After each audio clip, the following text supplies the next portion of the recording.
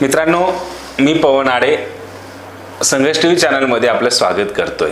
मित्रांनो, आपण नेहमी व्हिडिओ बनवत असतो। आपला अधिकार आणि नियम हे प्रत्येक नागरिकांना समजलं पाहिजेत। प्रत्येक विषयावर आपण सेपरेट व्हिडिओ बनवत असतो।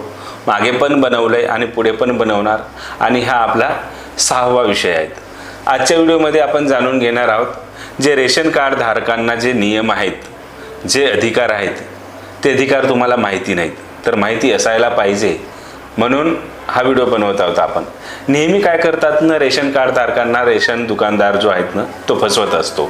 कधी कमी देतात, कधी दुकान उघडले जात नाहीत, या वेळेवरच या, त्या वेळेवरच या, असं काहीतरी नियम सांगून त्यांना डावलले जातात। तर आपले अधिकार काय आहेत आणि रेशन दुकानाचे नियम काय आहेत हे आपण आजच्या व्हिडिओत जाणून घेणार आहोत। तर मित्रांनो, सर्वात अगोदर नियम काय आहेत? राष्ट्रीय अन्न सुरक्षा अधिनियम 2013 आणि सार्वजनिक वितरण प्रणाली आदेश 2015 अंतर्गत ग्राहकांना अनेक अधिकार दिलेले आहेत। हे 7 अधिकार आणि नियम हे तुम्हाला मी आज सांगणार आहोत, तर व्हिडिओ शेवटपर्यंत बघा मित्रांनो। पहिला अधिकार म्हणजे पूर्ण धान्य मिळण्याचा अधिकार।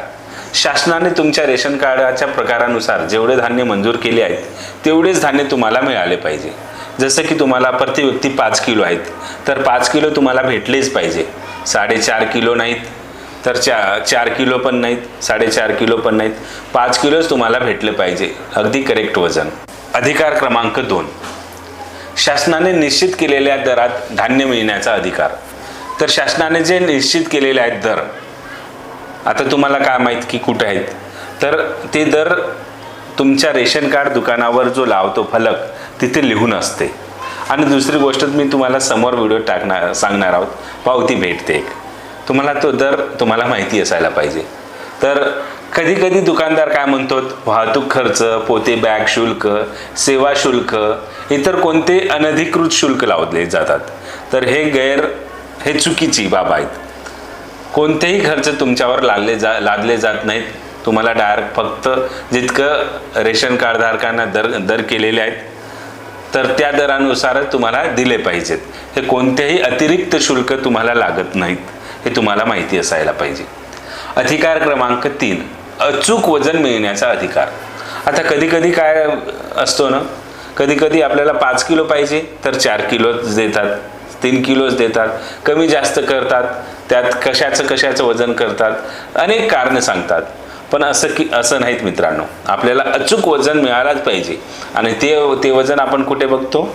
आपल्या पावतीवर। शेवटी पावती घ्यायला हवी। मी तुम्हाला समोर पावती मिळण्याचा अधिकार आता, तर हा आपला अधिकार आहे 3रा। मित्रांनो, 4था अधिकार म्हणजे पावती मिळण्याचा अधिकार। जसं की मी नेहमी आता बोलतच आहोत की पावती मिळण्याचा अधिकार। धान्य घेतल्यानंतर पावती मागा।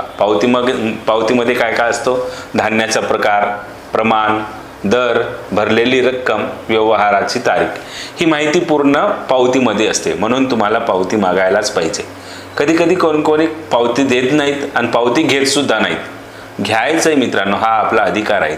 किती पैसे द्यावा लागतो, किती किलो आपल्याला भेटतात, हे सर्व पावतीमध्ये असतातच। तर आता 5वा अधिकार तुम्हाला दुकानातील माहिती पाहण्याचा अधिकार। आता दुकानातील माहिती पण तुम्हाला पाहण्याचा अधिकार आहे। प्रत्येक स्वस्त धान्य दुकानात खालील माहिती दर्शवणे आवश्यक आहेत। काय काय? प्रत्येक जे धान्य दुकान आहे तिथे एक माहिती फलक लावणे आवश्यक आहे। त्यावर काय असतं? उपलब्ध धान्याचा साठा, दरपत्रक, वितरणाची वेळ, दुकान उघडण्याचे दिवस व वेळ, तक्रार अधिकाऱ्यांचे संपर्क क्रमांक व परवानाधारक दुकानदाराचे नाव।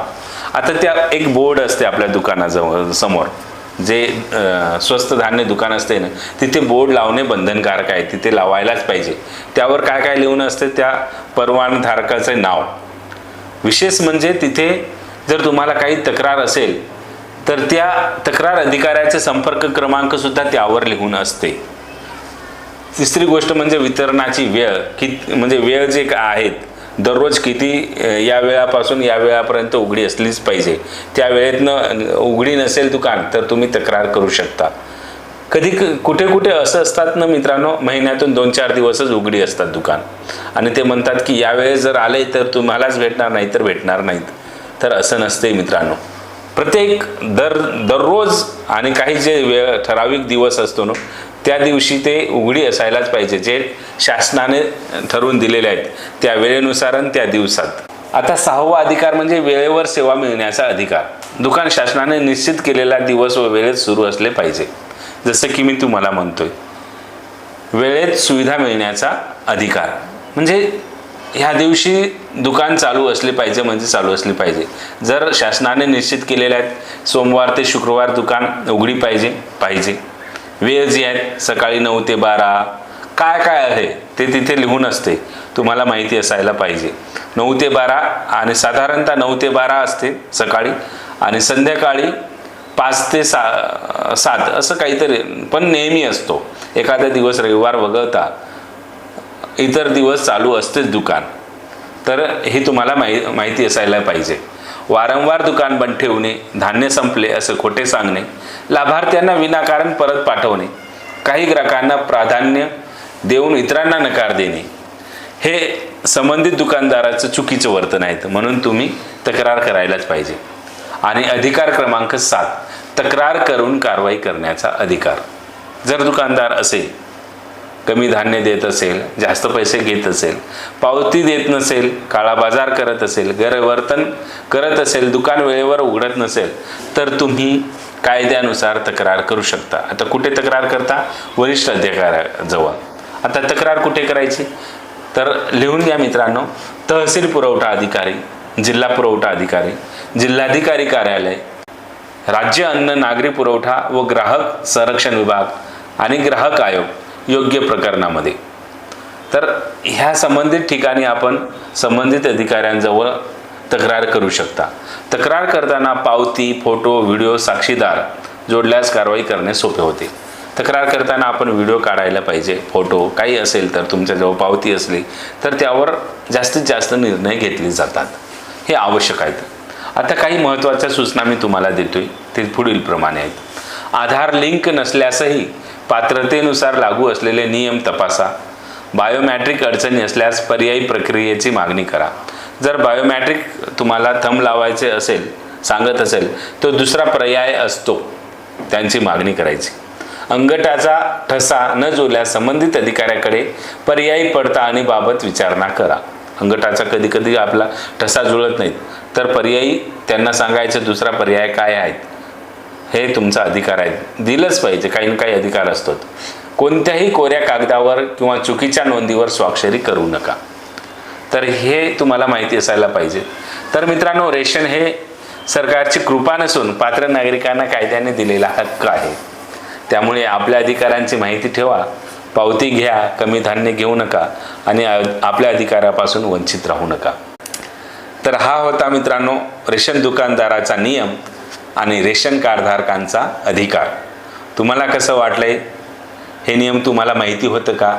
आणि कोणते नियम काय आहेत आणि तुम्हाला कोणत्या बाबीबद्दल आता पुढचा व्हिडिओ पाहिजे तो कमेंटमध्ये नक्की सांगा. कारण आपला अधिकार जाणून घ्या आणि अन्यायाविरोधात आवाज उठवा, हाच या चॅनलचा उद्देश आहे. कारण एक जागरूक नागरिकच समाजाला न्याय देऊ शकतो. म्हणून सर्वांना माहिती असायला पाहिजे. म्हणून हा आपला चॅनलचा उद्देश आहे.